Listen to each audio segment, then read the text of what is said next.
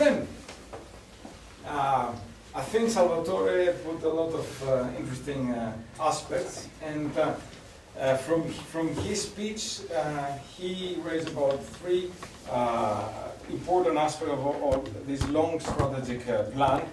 Well, that the one is linked with what we are doing here. Therefore, okay, we're speaking about safety, of course, and about the environment and the CO2.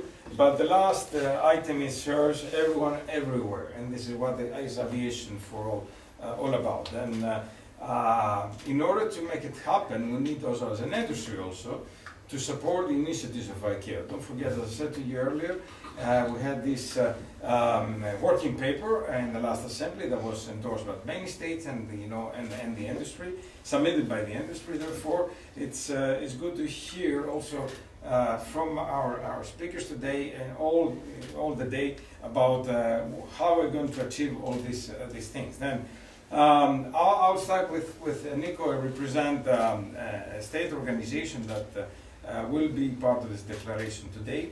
And first of all, mulțumesc for your support, and I know Nico is supporting all the initiatives and during the ICAO assembly and actively today with his presence. Tomorrow there's a meeting in IASA in Poland, but he's here this morning to be with us in order to address and participate in this also important aspect. Then, Nico, what next steps? Then Salvatore said, for everyone, what is Romania doing over this direction? And being a European, because you are involved also in the GATO, then how you see the future of the air transport, how it will be linked about this initiative of the strategic plan of ICAO and also of this declaration. Yeah, we need. Thank you for this question. Good question. And what I think. It's very important to develop programs to help undeveloped countries or poor countries. What we've done. First of all, we digitalized our processes, and since 2 or 3 years ago, we start to help other countries to reach out the European safety list. With my friend Cătălin, who used to be their of Kazakhstan, and we helped them to reach out, and they succeeded.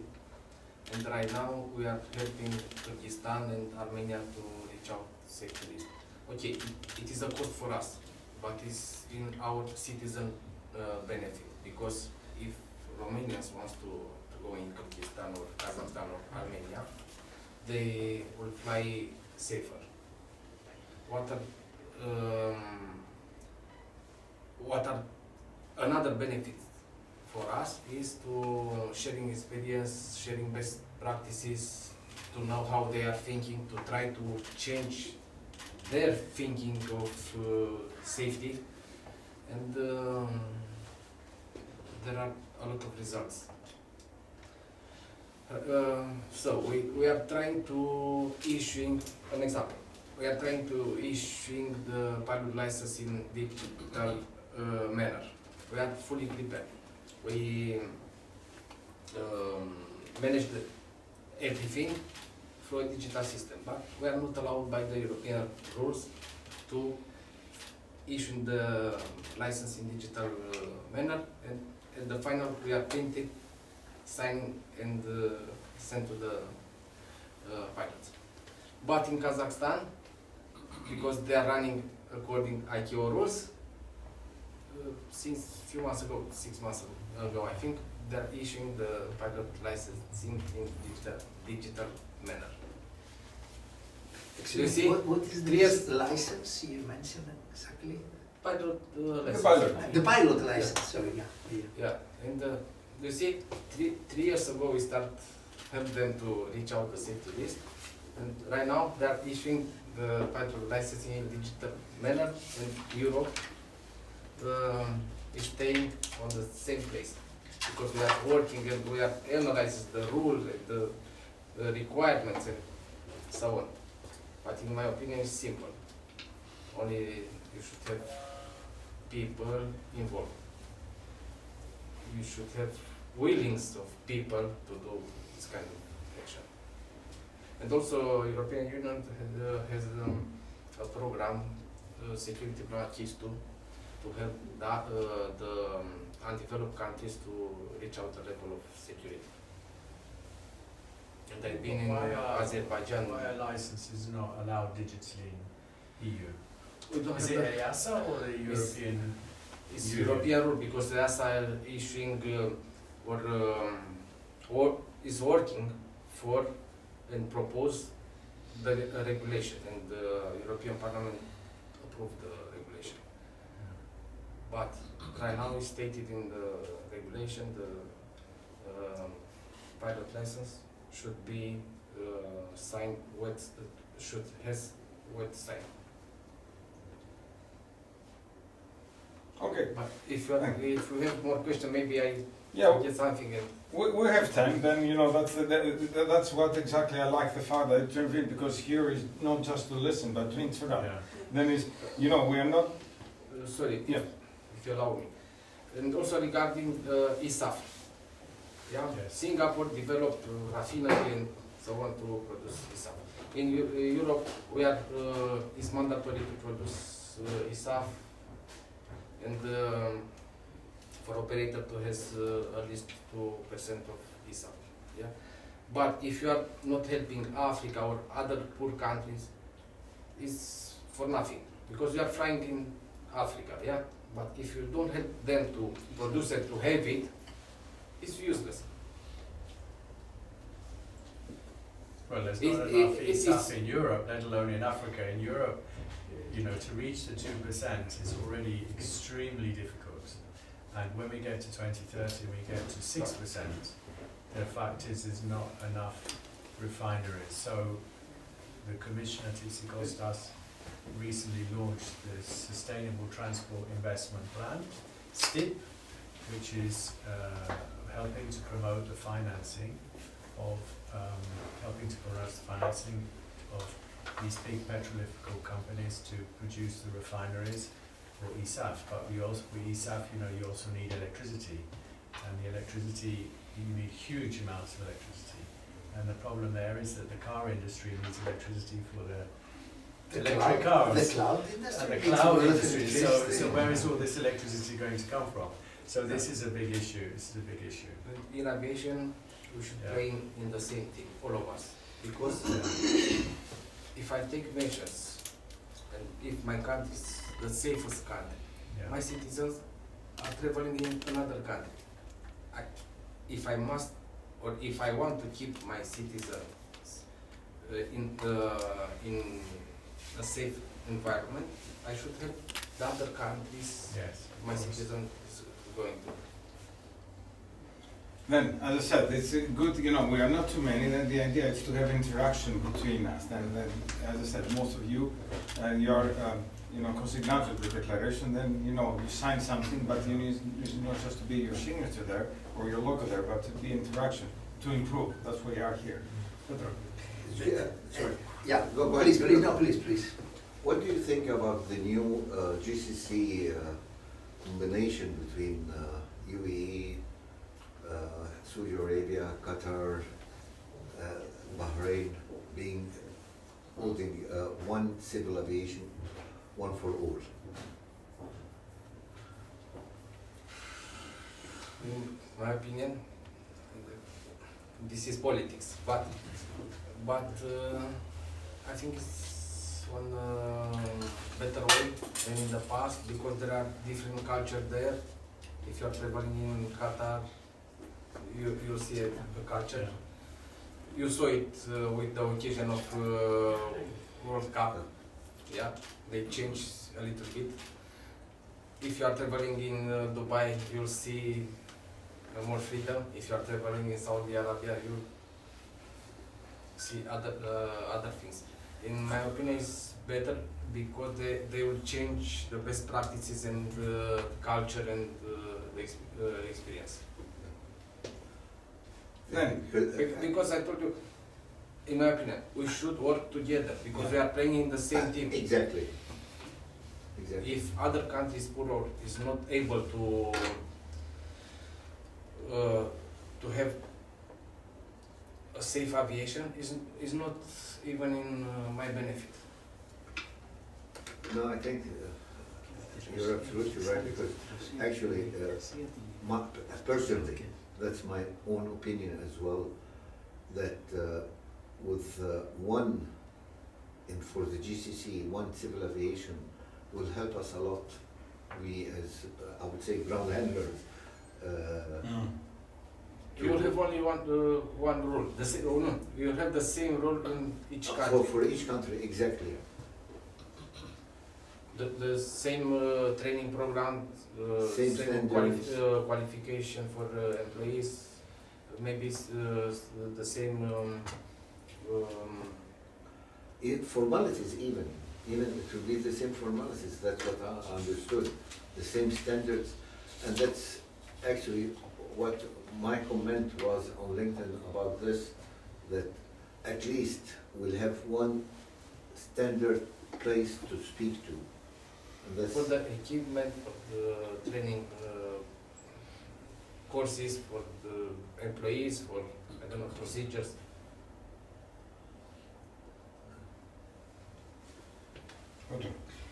A short comment on the pilot license.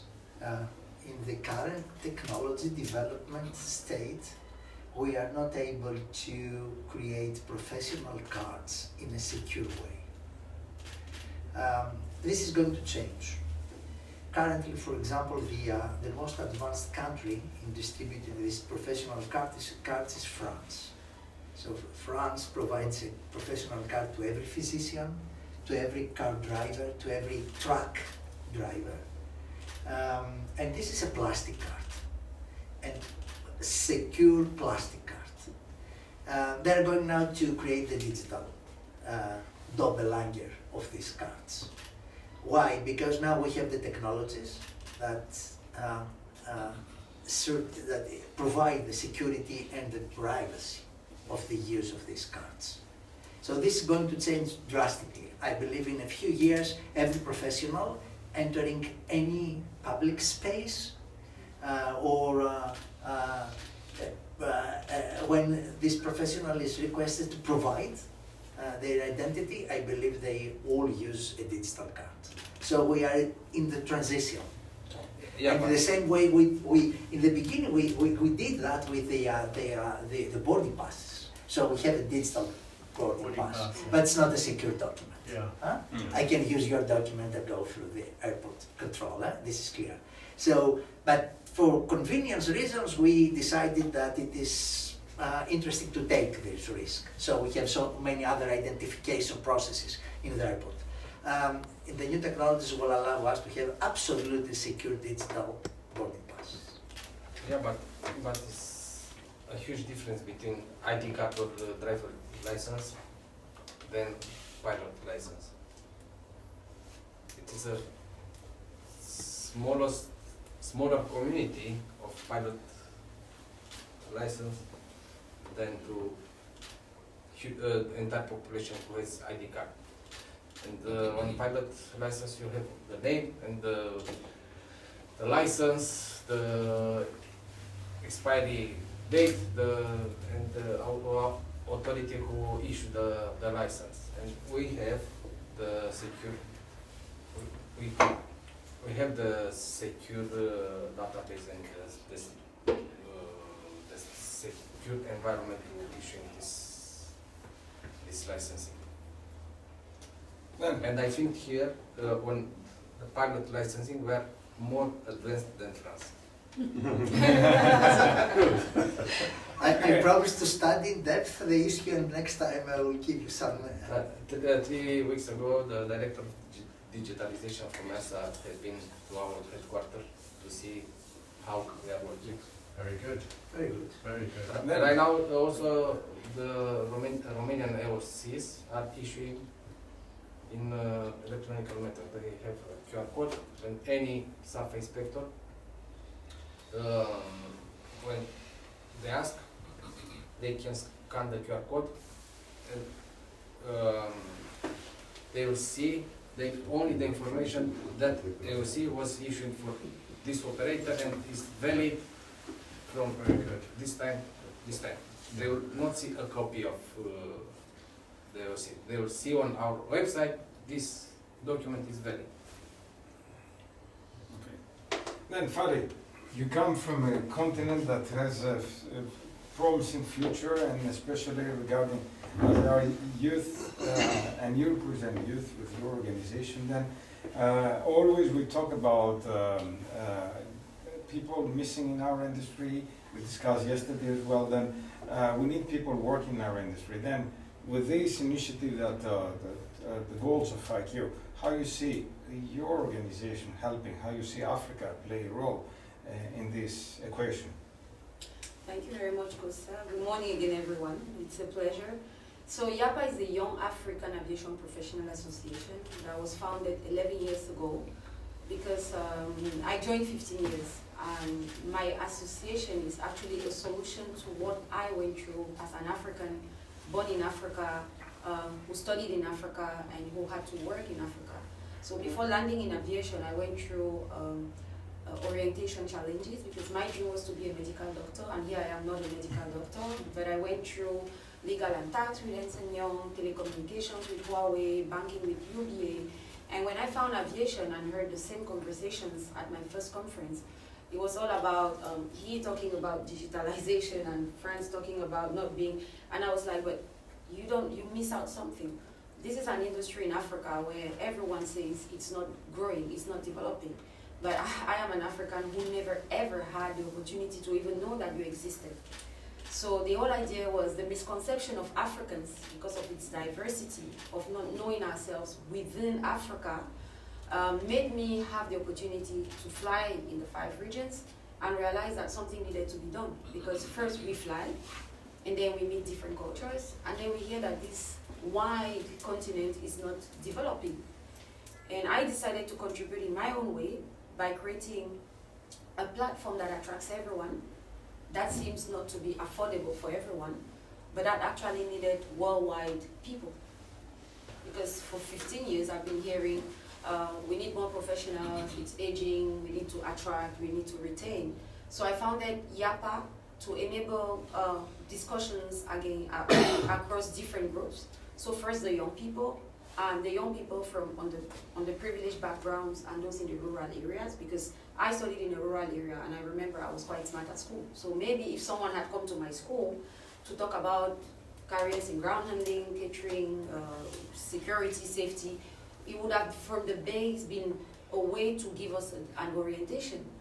And so through this platform, what we've actually been doing is connect all African civil aviations through AFCAC, all African Airline Association airlines through AFRA, and making the conversation go further.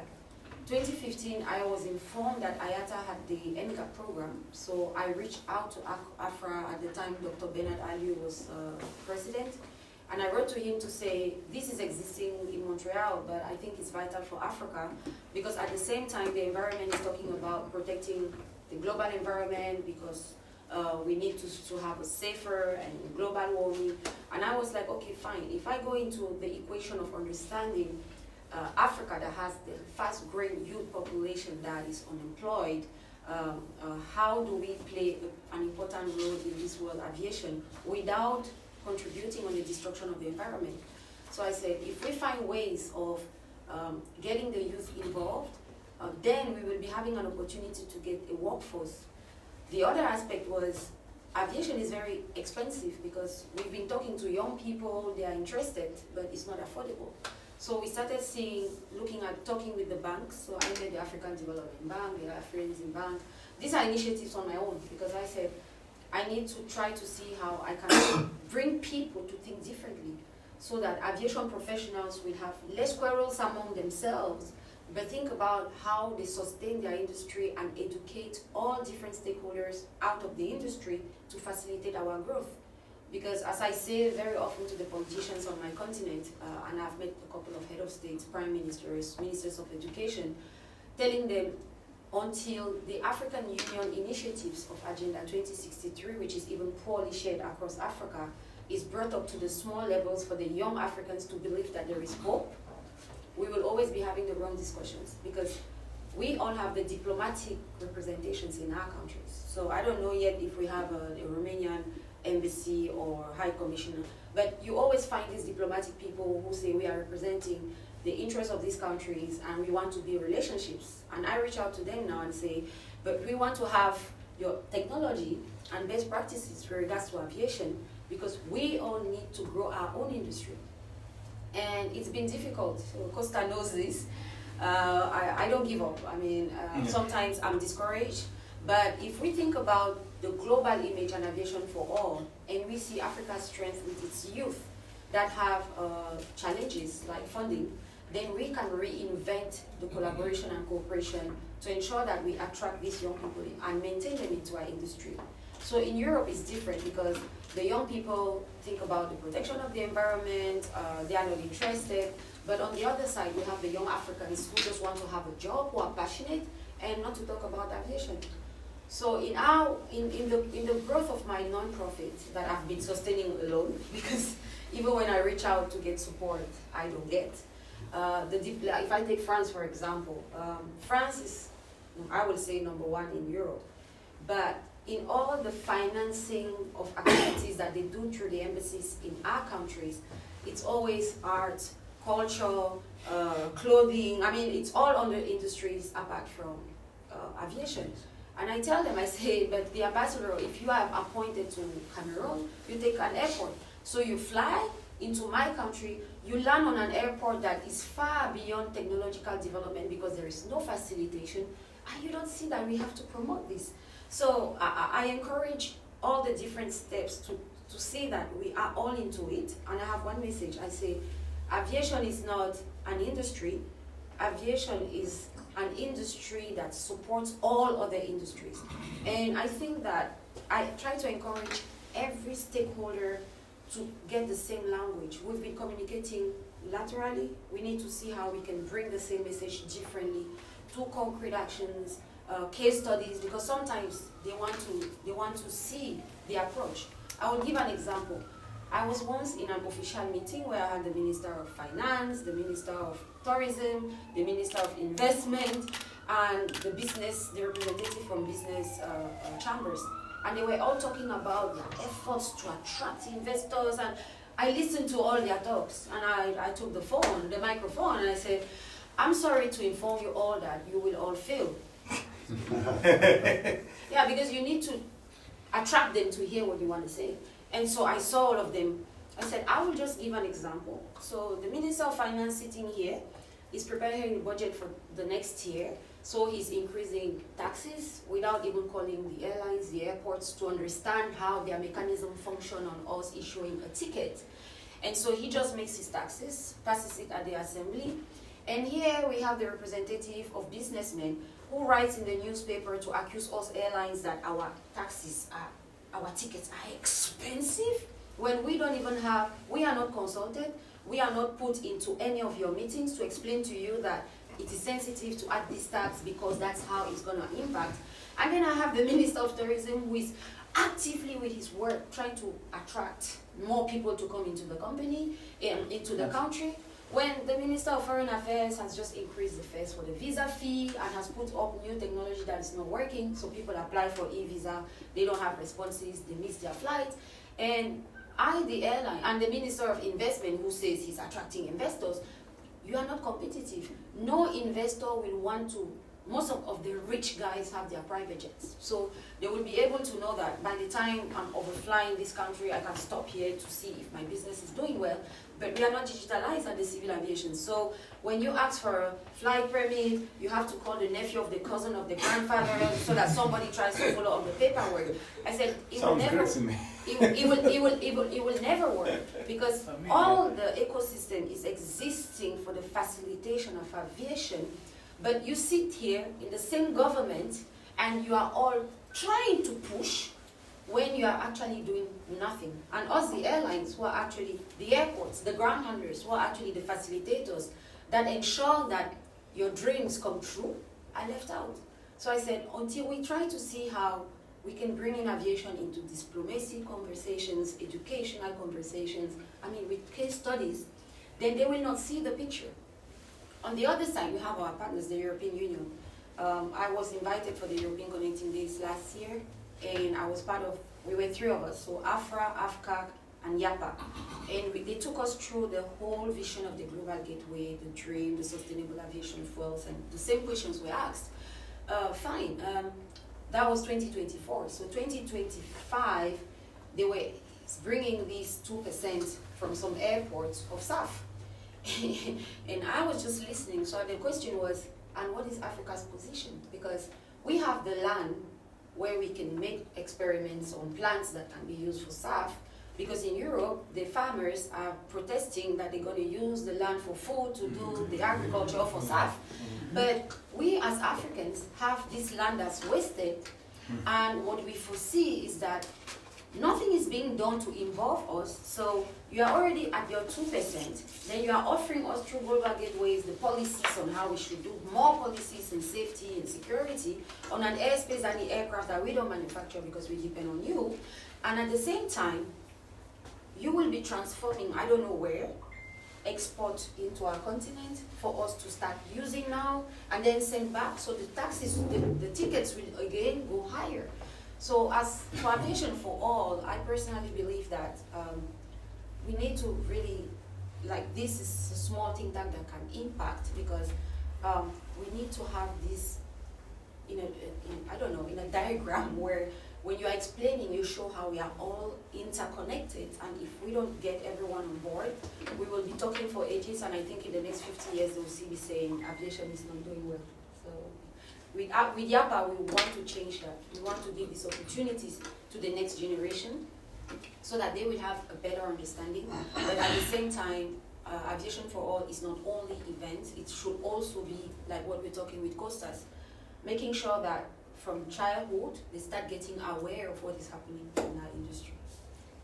Fadi, a lot of food for thought. Then, first of all, first question, you said you went to banks about the feedback because, we know very well training and to become someone pilot costs a lot of money. Then, what was the feedback? Was positive, neutral? So when I went, that was before the African Development, so when I went to the African Development Bank, they were actually having a consultant who was working on creating the aviation department in the bank. Mm-hmm. So when they now finally appointed the Roman Rector, who was the first director, who is Cameroonian, I was very happy that at least I could exchange with him.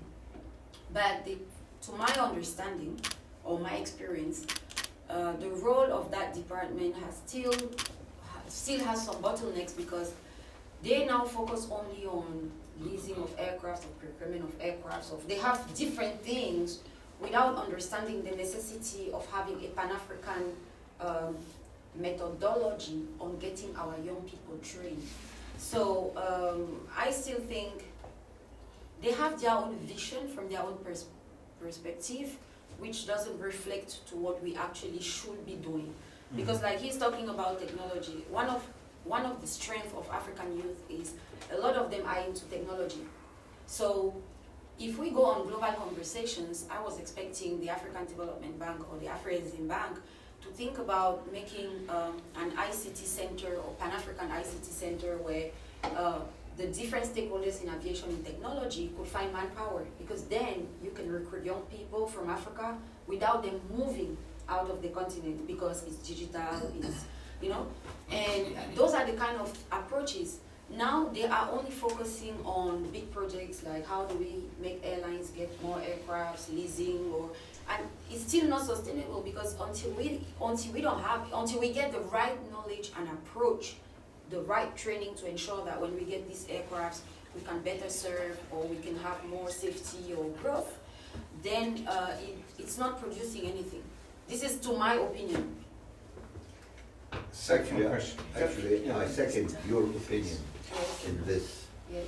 because I have approached the Arab African Bank, Development Bank, Yes.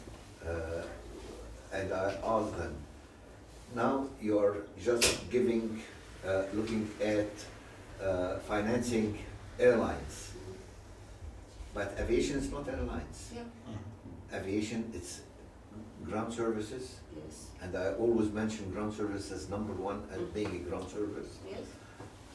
Airports, then the airlines. Because if you are not existing, the airline will never come. They will not be able They to will not land be able anywhere. to land. They will fly without They will landing. not be able to serve. Okay, it's true that pilots, we need cabin crew, but as much as you need the pilot and the cabin crew, you need the ground service. You have to give the full training, let them feel what is aviation. And actually, this is what we are doing now as a company, that we go to all high institutes and universities in Egypt that has got tourism and aviation departments, and we tell them, please, we have an open day to understand what we are. And during summertime, anyone who wants to come to work as a trainee in one of the airports that we are working in is most welcome. At the very end, we'll let him understand what is ground services, the importance of the ground services. If you are not have the full training, understanding the standards, security, safety,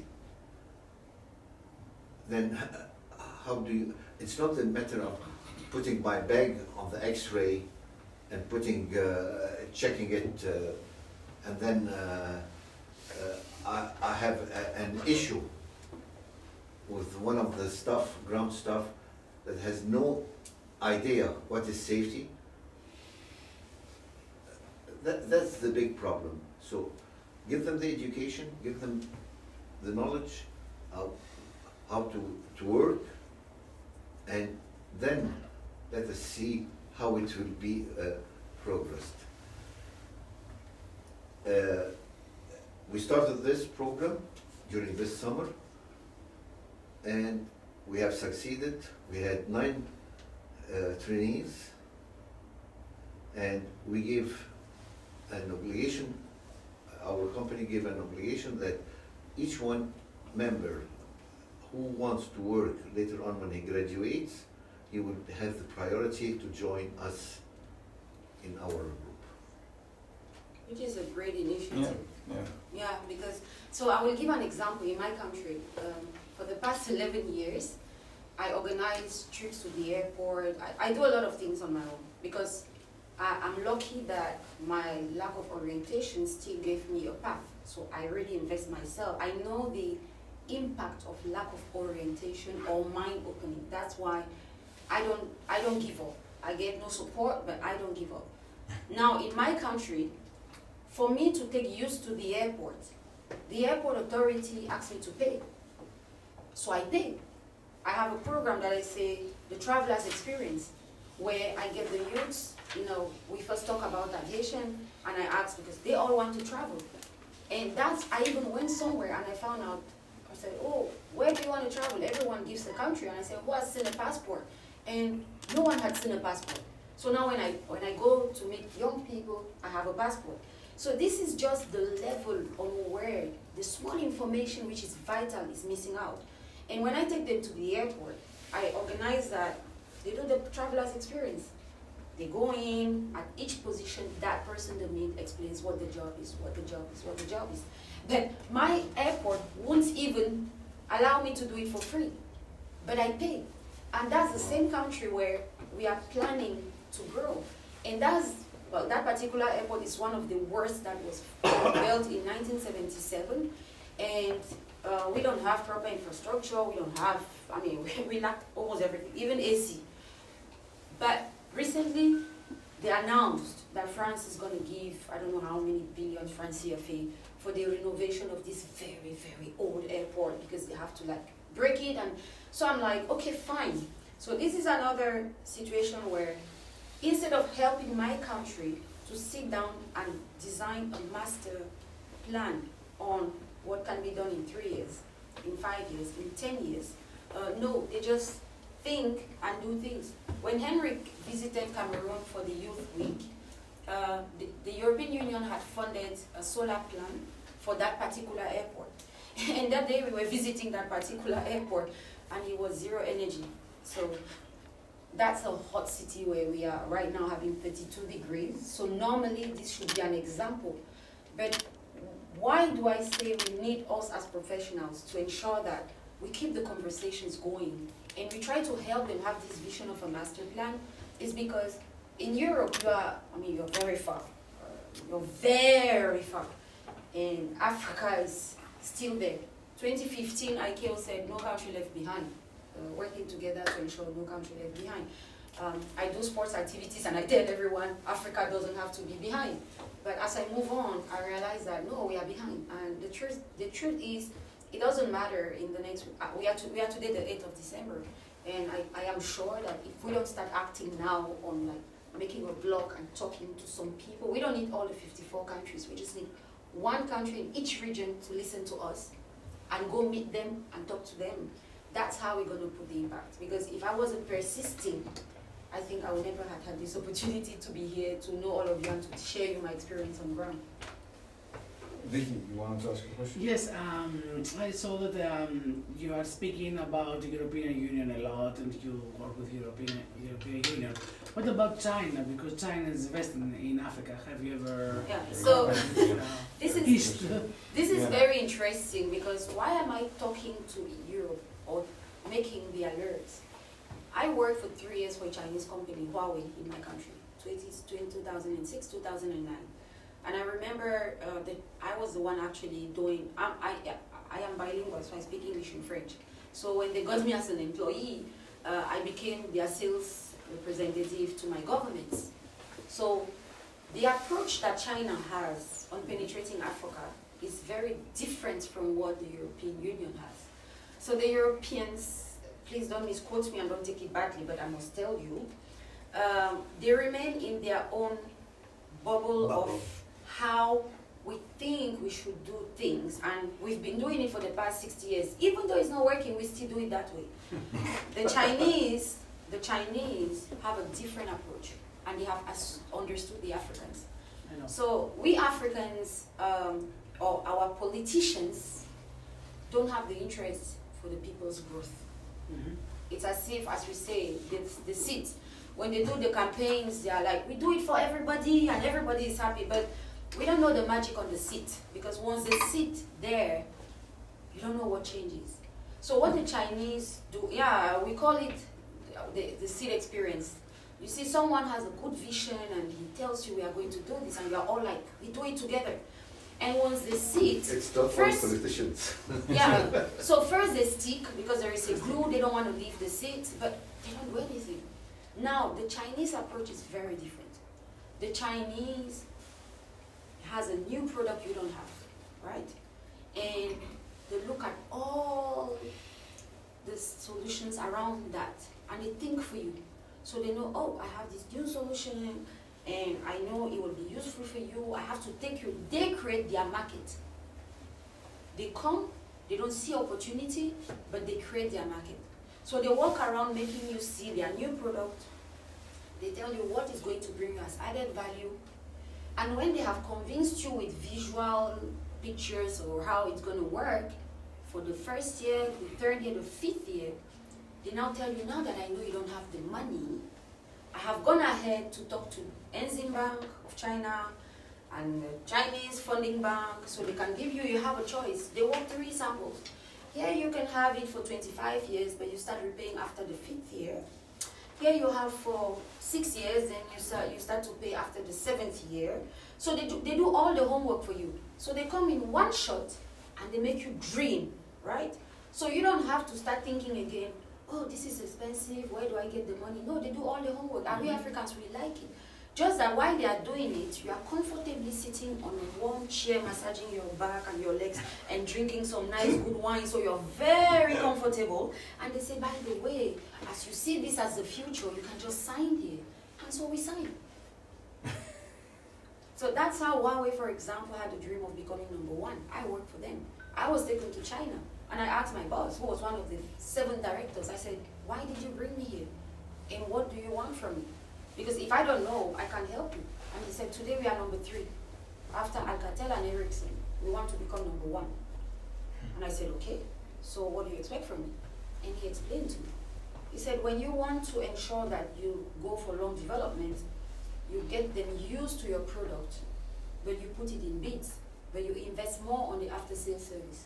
Now, if I take European Union manufacturing aircrafts, Airbus and ATRs, they are more focused on the Middle East, on the Indian market, Asian market, and Middle East. And the Chinese, 2012, I received the first MA60 in Athens because I used to work for my national airline. And I was busy working on it, and I was like, okay, so what about the spare parts? And they said, no, actually you bought 2 for 3. And then when the aircraft finally landed, I only had the tools. There were all sorts of tools in the aircraft and no, emergency stock for spare parts and changes. So what gradually happened was each time there was a problem, the other aircraft actually served as the spare parts to sustain them. Over the years, they have gone out with Comac, right? Mm-hmm. But they have already studied our ecosystem. They have come with a product. They have understood us. They are building schools. They are doing hangars. They are training people. They are delocalizing themselves. They are working with us to see what our challenges, and they are working hand in hand with us, which is different from the European, right? They only come and they say, oh, you have to get this aircraft, but they hardly come with a financial solution, or they don't see Africa now as their market for the future. So by the time they realize, maybe they'll be out, because China has been there with us since 2012, working with us and exchanging with us. So they have come with what is a necessity: hospitals, schools, telecommunications, so that it's not only us communicating, they too will communicate. So it's been a phase that has been gradually coming into my continent. And that's why now the clothing, the imports, we used to have Africans who go there for shopping and come and sell. No, they have now come down in their agreements, because every agreement comes with other openings. Like, okay, I will help you do this for you. In return, you allow us to do this. And this is why there is no flexibility with Europe. Now, when European Union comes with a global gateway, because now we're all talking about the global gateway, I really, like I said once to Henry, I said, the European Union should be focusing on what are the essential needs on developing aviation beyond just teaching us the policies on safety, security. Because when you go into safety and security, it is good, but you need to even have the aircrafts flying to ensure. So you cannot start from the last when we are still hoping to get equipment that are manufactured in Europe.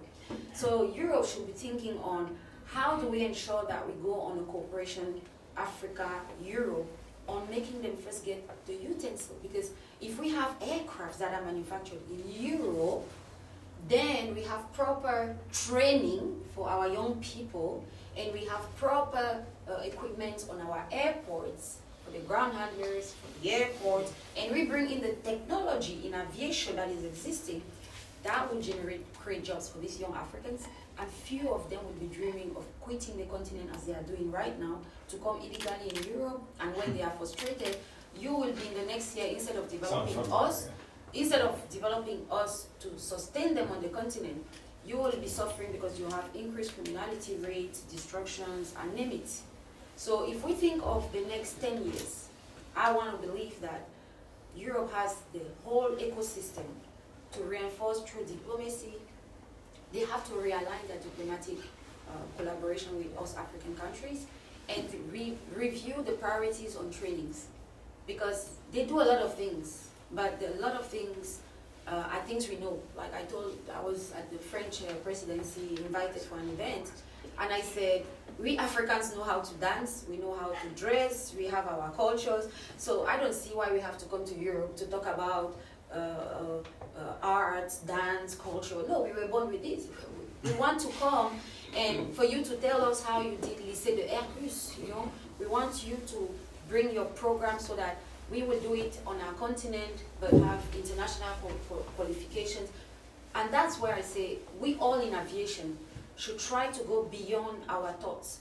Conversations like what I just had now, talking talking about pilot licenses, you know, I always say that this is aviation for all. I'm still thinking on how, yeah, because this is always a conversation. Yeah, but there is one, then we have to move to Petros to talk about the digital part, because, you know, this is also critical.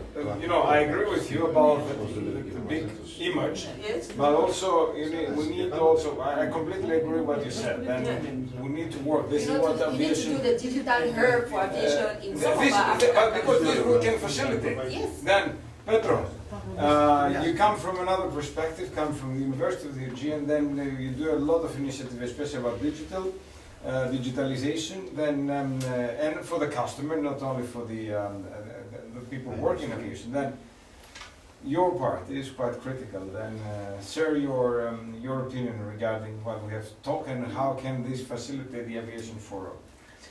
Thank you for the invitation. I think this is right. So we need to promote solutions that are universal. So this is a duty for you, specifically in these times.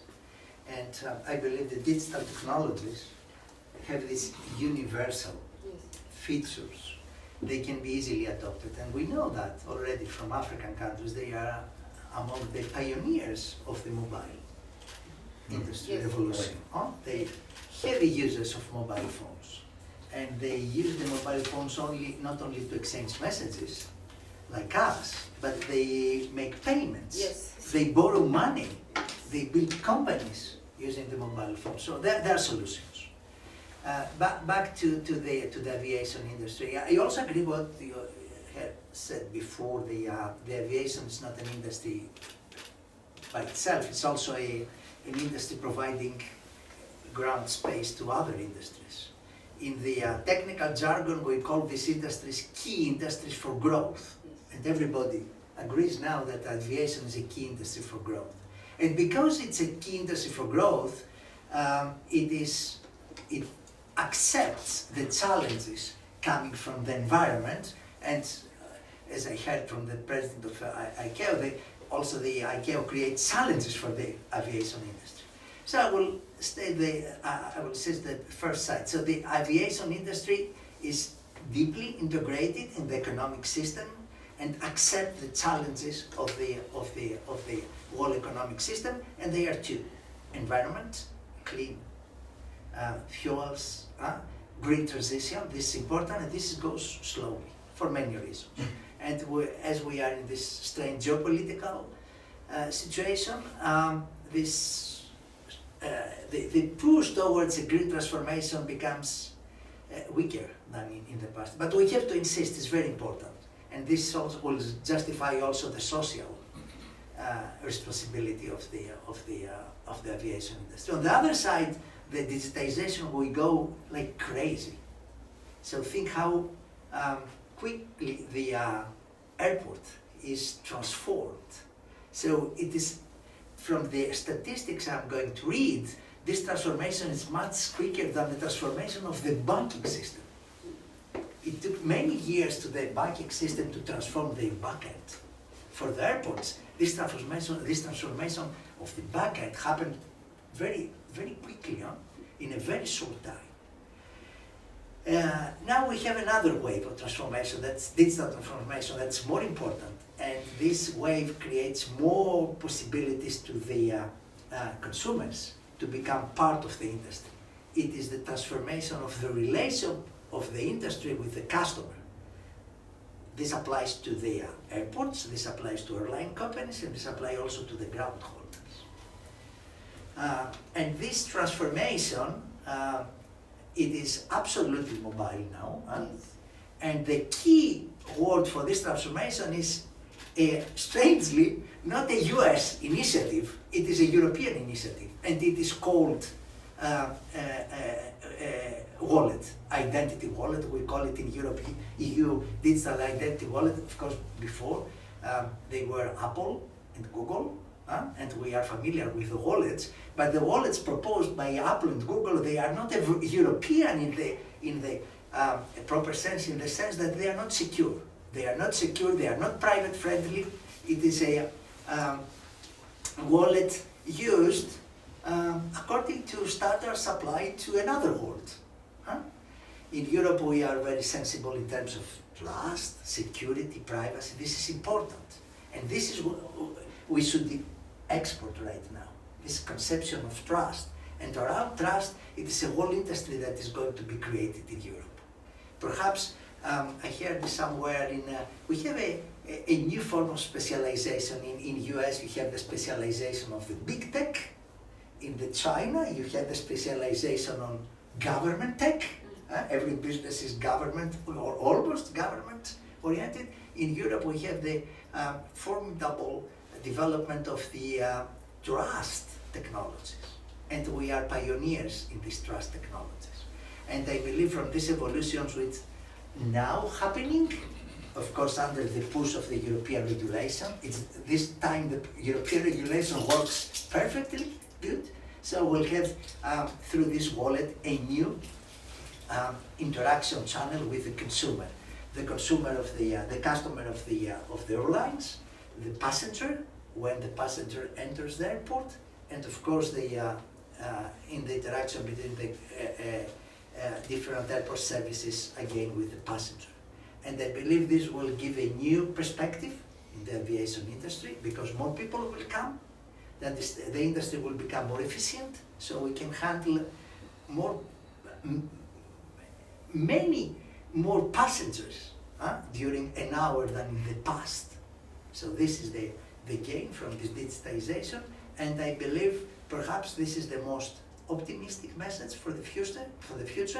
The digitization will now go deep in the transformation of the aviation industry, and I believe will come up with new innovation, new possibilities of traveling around the world, and of course less time to spend in the services serving the proper service of the aviation is to travel from one place to another.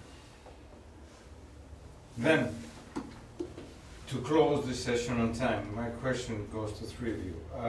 Do you believe that we are more optimistic for the future compared to before, also to this initiative that we work together?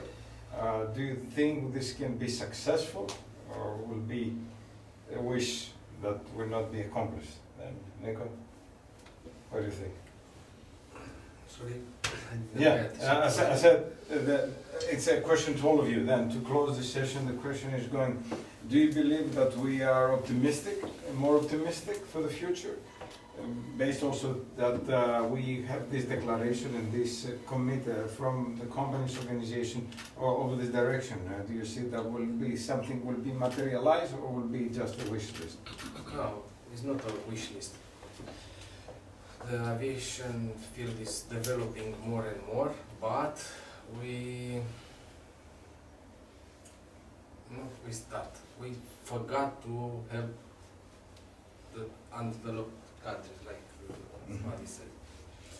And we should look to these countries if we are to succeed in our development. Because if we are the most developed country, it's not useful. And I'm talking from my experience. We are the most digitalized institution from Romania, much more than the Ministry of Digitalization. And it is sometimes it is against us because we are sending them the documents, and they are not able to take it from their emails because they don't trust having an email from digital@ca.ro. They're not trusting in this. And sometimes the people, they are not used to work with this kind of tools. If we are not growing up like a whole, I don't know, team, the whole field, the whole country, it's very difficult to see how we are interact. Personally, this declaration for me is very important, and especially that I was invited to take part in it. And I see that the key African organizations, AFRA, ASA, are also part of it, and those heading those organizations are also people who want to see the change. And you all are professionals in your respective fields where the conversations that have been ongoing could be an impact through our own initiative to make this difference. Because, as I said, we are here from various nationalities, and we can also carry the message and see at our own levels how, through the diplomatic approach, what we are already doing could be part of the topics that are being addressed to some of these countries. And then I want to believe that we will also, in the process of the declaration, have some mobility where we are here in Athens, where we can plan to say, when we go to Egypt for the conference, apart from being the conference, we can meet some key stakeholders to share the message. So if each and every one of us becomes an ambassador, it will definitely have this impact. I mean, for Africa, for every country where I will go, I will always make sure that I carry out the message to the diplomats, to the politicians, to the institutions. And I also have people in my network who are volunteered because we want to have this change. So definitely, I see it very positive, and till the end, I think I will be doing the advocacy for the change. Thanks. Petros, last word? Actually, nowadays we cannot be really optimistic. So it's everyone is skeptical. But I believe with this declaration we have a roadmap. It's a call for action. We have to act, and in several years to make the evaluation of our action, whether it has been successful or not. In any case, I believe we face many challenges. We have opportunities for growth as industry, and specifically we have the possibility to adopt things that they have been adopted by others. So to make the transition towards green digital transformation more successful. Fantastic. Urban mobility. Sure. Sorry? Urban mobility, well, I'm not skeptical. I mean, one thing I say to myself is it's a treasure to be sitting here right now because we don't know what might happen right now. So if we don't train our minds to always positive and not pessimistic, things will always happen. But we should believe that by carrying out the message, there will be a succession and transformation of the right information. So basically, I'm always positive, and COVID came and showed us that it can change at any time, but we should. The positive will of wanting to get a positive result is what pushes me. Because like my example, sorry to take 1 minute, like my example, when I started with this initiative of the Young African Aviation Professional Association, the purpose was just to have each African youth identify themselves first and to have a good conception of who we are as Africans. But I had a lot of rejection from my own people, right? And I just believe that if there was someone talking to me in school, I would not have gone through all my professional challenges. And today I can say in 11 years, I am proud to know that no matter how small my initiative have always been going, I have a lot of youths now to tell my story. You hear people say, oh, because YAAPA came to my school, that's why I went to this. And I make them feel that it doesn't matter if they like cooking, if they like treating people, because you have all these things in aviation. So for me, that's what you professionals ahead of me didn't do. Because if this message was sent that all other careers are in aviation, it doesn't matter what you want to do, then everyone will be attracted to know how can my passion be part of it. And now at the respective countries, how they can contribute. So we should be optimistic, because already today is a great day where we are all here, we are exchanging. I've already learned a lot since yesterday. You've met me, I've met you, so I'll be bringing out on how do we talk about digitalization, because I have the Youth Aviation Tech Africa program, but I need a mentorship on how these young people in tech could be part of the digitalization at small levels. So I think we are happy, we are all in good health today and happy, so we are positive. Well, let's conclude this session. Then thanks all of you. Then